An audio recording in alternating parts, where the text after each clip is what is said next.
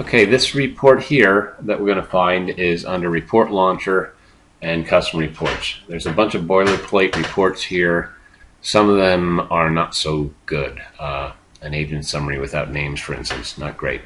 But this one says agent summary by agent, and it does have names, and it will produce data that's somewhat useful. Gives you an idea of who's taking calls, what their average talk time is, who's placing outbound calls.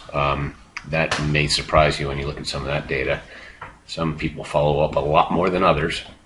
And it runs for the current day as the default. So there are some options here. You can select your teams.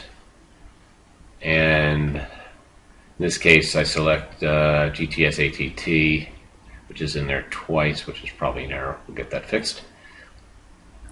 And then I say save this option, and then I run the report.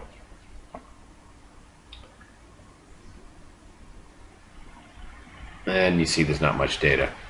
Take a moment to note those icons above the graph here. The far left one is the export icon, which we'll get to in a second.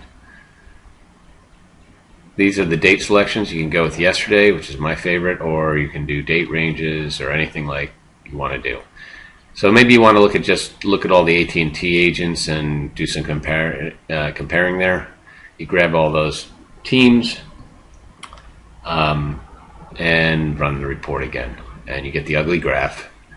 But now, instead of just looking at the ugly graph and the dead data, what we'll do is just go up and export, and then you have something you can work around with.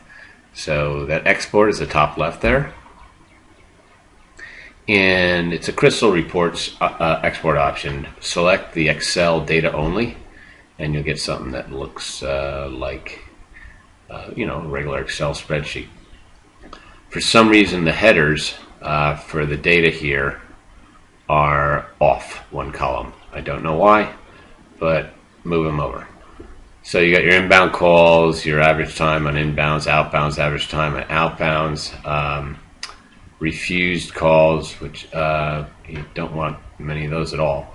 Hours worked, on percentage of the time of those hours worked on contacts, very similar to occupancy, and available, which is just what it says it is. So you can obviously do whatever you want to do in Excel here. Play with it and sum things up and compare data. So that's that.